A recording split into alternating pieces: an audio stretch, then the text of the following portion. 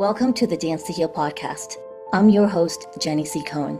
Join me as I share stories of how life is a dance.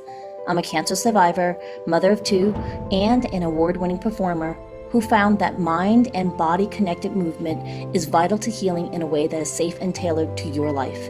I created Dance to Heal Wellness featuring the Spotlight Confidence Formula and also authored the best-selling award-winning book, Outside In Recovery, Dancing My Way Back to Myself After Breast Cancer. I will bring new ways to help you on your dance journey and healing path. Are you ready to move? Dance to Heal starts now. By the universe. I mean, the level of guidance you're providing right now is really essential because we have a lot of lost souls. Yeah. Mm-hmm. And I thank you for the level of openness you're giving because people need to hear this. Mm-hmm. That, you know, we all come from lost spots, but if we just start with that, I'm going to adjust it 1 minute.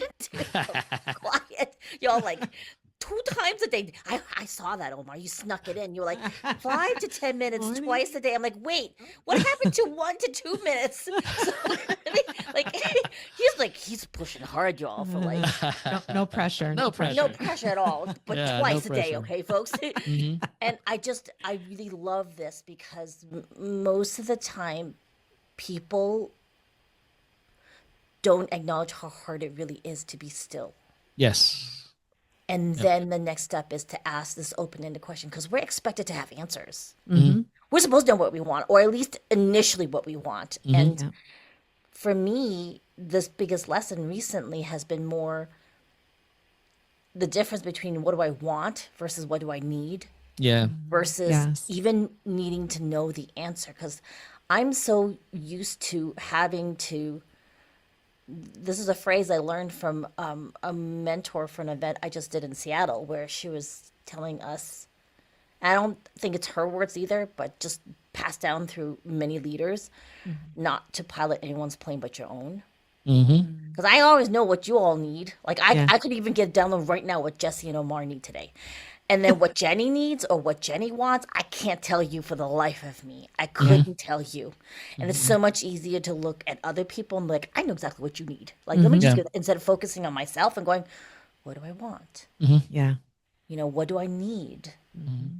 What am I meant to be doing? Yeah. Those are the hard questions that we may not have an answer like this. Right. Yep. That's the hardest part, I find. Right. Yeah, but it's also an unfoldment, right? It's and this is where you need to have that patience with and that spend that time with yourself, because that answer is the quest itself. Yeah. That's what we're looking for. That's what a soul's quest is all about. It's asking that question, like, what does my soul want? What do I want? And going through that journey of answering that, you know, that's the beautiful thing of it all. As challenging as it may be at times, right? That's the beauty. And the thing is that is uniquely yours, right? It's uniquely yours, right? It's a beauty and of a life that when you're looking for that, and what you're looking for is for that unique, like Jessie mentioned, the flower gardens with all the different gardens, right? Is what is your unique expression, right? Like if you see a rose, is a rose. If you see a tulip, is like what is that thing that it's universal and only you could put it out. And it could be as simple as being a beautiful father, being a beautiful husband, being a great partner. You know, going out. I work with a man with an adult right now, a man right now, and his thing is when he goes out, he just tells people, "Hey, friend, how are you?" And it is so simple that he chose to be that person that says, "Hey, friend, how you doing?" I mean, to me, and I tell him all the time, he's like, "I think that's amazing," and he's like, "Right," and I'm like, "No, Joe, this is amazing." Just doing something like that because you discover that you could bring joy to other people's lives, right? And those are the things that those questions allow you to arrive at, right? I And think that what happens is people think that it has to be this Mm, ginormous, Firework. grandiose fireworks, like, oh, the heavens just open. Sometimes it is as simple as, hey friend, how you doing? that you're just bringing, it brings you joy and it brings somebody else joy. I mean, how crazy is that, you know? Yeah. Well, I think to just return back to one of Omar's answers, right? Sometimes if you're able to help someone feel safe in a simple conversation, that could be a sole purpose right there, you know? And Absolutely. I want to make sure that the audience, before we get too much further along, the audience, you know, I want to make sure that you know that if you go to ASQ Empowerment.com, they have a leadership survey for you that will also direct you in other areas you can be looking at. Are there any other things that you would recommend they do besides going to your survey on your website? I mean, we have the assessment, the leadership assessment, which does tell a lot. And they can book a discovery call, free discovery call. There's also resources on our website. You know, we have newsletters, articles, lots of articles that talk about leadership and our methodologies and things like that. We have the podcast, of course, the ASQ podcast. We're on all social media, so you can find us anywhere. But from our website, I think if anybody wanted to get in touch with us, they could book a discovery call. And to me, I was dropped in my head when I was younger, so I think I think a little differently. Facts. One thing that I will first and foremost tell people is to stop saying that they're not leaders. Because what is leadership? Like, what is it? Is it a title? No. Leadership, its basic definition is a guide of others. That's what it is. And you guide your family, you guide your community, you guide wherever you go. And it's not a guidance of imposing, it's a guiding of showing up as who you are. So the first thing, because we have a friend, she's like, Omar has been mad at me for like a month because we are having a presentation, and she said, well, I'm not a leader. And I'm like, and I lost it. He lost it on her. Poor thing. And she has PTSD. No, and it wasn't in a bad Not way. bad. It was like, no. And that, because that's an emphatic no. A leader is not a title, because if it was a title, then we wouldn't have bad leaders, right? So that's kind of like the reality. So that one of the biggest things that we encourage people to see is to understand that they are those leaders. They are those individuals if they choose to be, right? Because it's all within. It's all within. And that's that. Yeah, you could take the assessment, you could go on the website, do all those great things. Absolutely. I'm not discouraging you for that. But the first thing that you have to recognize is that you are a leader. Yeah. Oh, we're all leaders by default, whether or not people realize it, because, because we're all connected energetically. This is something Omar and Jessie and I already had a conversation during my interview recording, and we're just going to acknowledge and include you in, audience members, is that we're all connected energetically through the frequency of our being alive.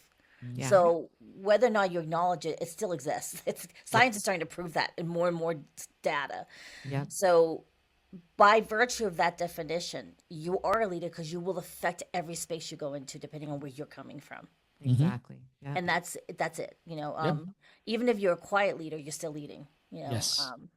Like my daughter, we call her like the cat piper. Every room she goes to, all the cats follow her, and we can't entice them away from her with treats, That's so food, cute. nothing, because she's so energetically centered. All of our cats feel really safe with her. Yeah. Yep. Yep. That's right. And because I can razz my husband because he's not here. Like whenever my husband needs actual grounding, all of our emotional therapy cats will go to him. Aw. They'll be like sitting on his, like practically on his head and his lap. Yeah. They're like, you need to ground yourself, man. And they like pile on with the cats, right? I love So that. in that way, That's awesome. right? So you just be aware, audience members, that we know this because we live this.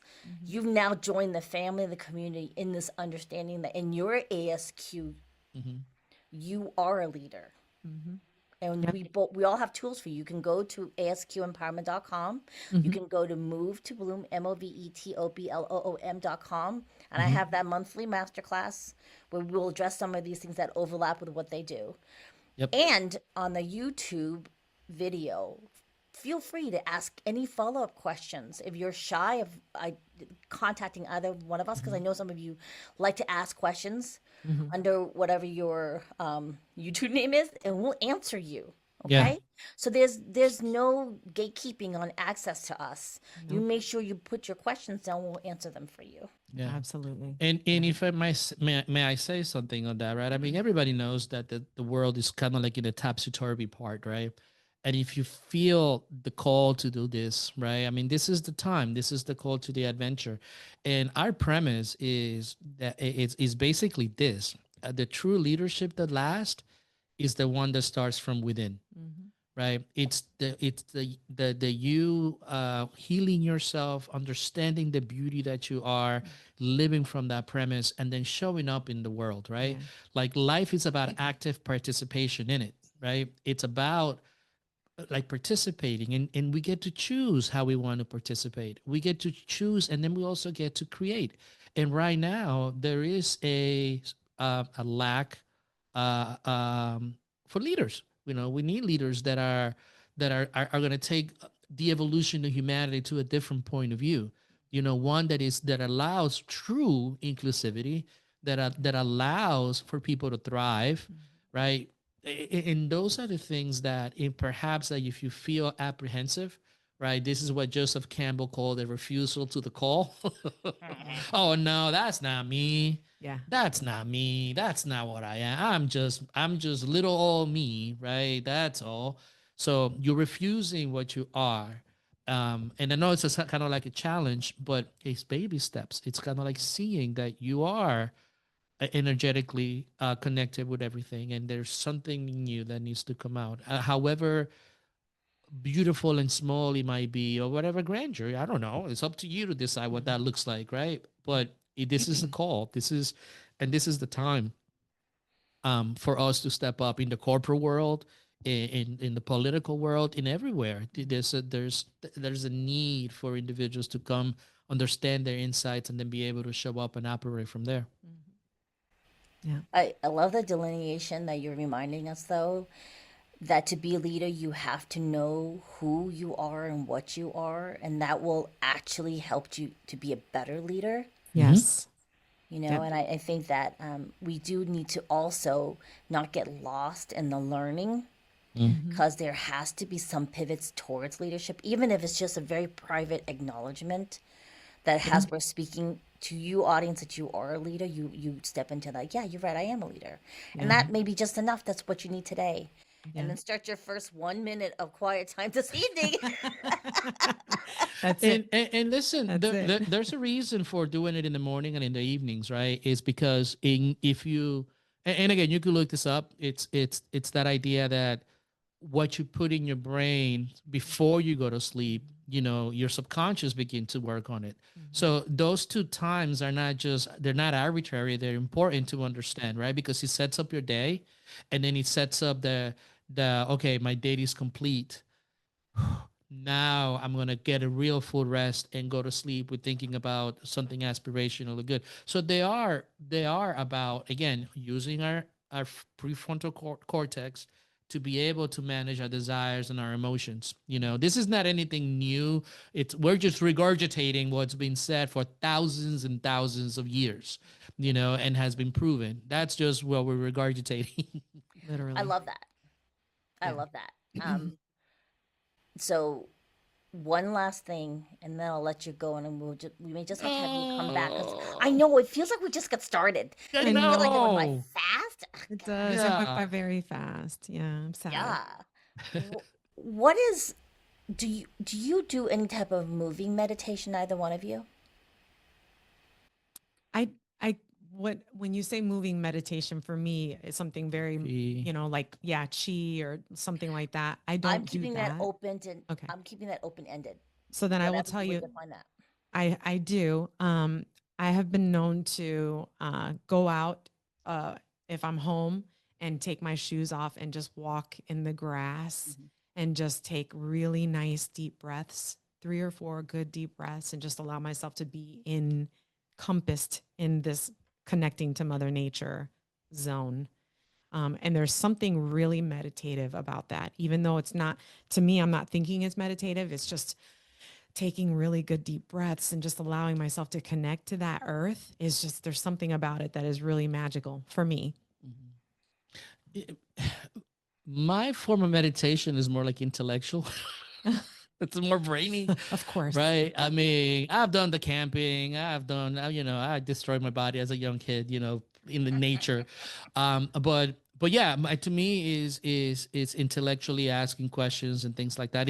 That's what works for me. Do I stretch? Yes. Do we go walking? Absolutely. We walk in the park around a lake here. So I do those things, but to me, like you, you know, your form of meditation, because meditation is really being present, right? And you have to find what that looks like for you, right? I'll give you an example of what meditation was for me. Before we purchased this condo, we had a house, and in the garage I had all kinds of tools, and I did a lot of woodworking, right? So I could build things. But I used to just put some Bob Marley on and start working, and I felt so alive, and I did so many projects and so many things, and that was my form of meditation. Yeah. Then now it's transformed more into an intellectual, creative part, and that's another form. But even with all those things, you are physically involved. You're physically involved. Yeah. Well, I appreciate you being honest about what you did in the past versus what you do now because things do shift Oh, yeah. depending where you are in your life, right? Because Yep. some of us who didn't even do that, what you did with the Bob Marley time of life, in your Bob Marley time of your life, they didn't even do that. Yeah. And so, the fact that Jesse, you would, because some of us live in colder temperatures where we couldn't do it all year round versus where Right. you are in Florida. Even just buying like a grounding mat and standing Yeah. on that on their outside Absolutely. porch could be a useful thing. Or if there's someone that likes to work with their hands and they put music on because neuroscience has shown that the music while you're doing something that's conscious Yeah. activates different parts of your brain. Yep. And that's really essential because sometimes mindset isn't enough. Like doing Right. that 1 minute isn't enough. Like we need something else to shift. And I Yeah. just love all these tools that you've given my audience. Thank you so much. So we're gonna have to end now because my editor is going to kill me. I know We the know the audience member feeling. are having a blast. We're having a blast. Yes. So it's like it's fine, whatever. I don't have to deal with the processing. I love this. I could go on for another Oh, 30 minutes. However, I we're gonna have to know. have the Yeah. audience I know. members Mhm. let us know in the comments for the YouTube. So I'm so sorry, my audio people. Go to the YouTube channel and Yes. put some comments and let us know what else you would like Jesse and Omar to address because I think we just touched the tip of the iceberg. It Mm. sounds like a cliche, and I don't think it is. Most Mhm. of the time, I have only one guest who has one particular viewpoint. Yeah. And what's so special about the two of you is that you're vastly different people. Yeah. You have some crisscrosses of life experience, Yep. right? And you have this business that addresses almost, so it's not so much gender, but masculine, feminine energies. Mm. That's in every one of us. Yeah. Totally. You say We one? laugh. Yeah, we laugh because one of the things that we've learned in Kabbalah, right, is the opposites, and the balance between the two. Yes. So, the force and form type of energy. And we had these conversations, and they weren't easy conversations as a couple to have, but we had these conversations because we understand that and again, it's not about masculine or feminine, it's that we are two different atoms configurations, let's put it like that, right? And we're figuring out a way to mold so that she could be who she is Mhm. and I could be who I am, and then together we still are something else. And that's it takes a little bit of work because it needs to be an acknowledgement of each other, Yeah. so I was laughing because we have it over here, force and form, on this side, you guys. Wait, so It how is old are you? How long have you guys been married? You've been together 25. How many years married? 21 20. this year Okay. in September. Yeah. Yeah, yeah, yeah, yeah. We'll be celebrating our 34th in Oh, June of wow. years married.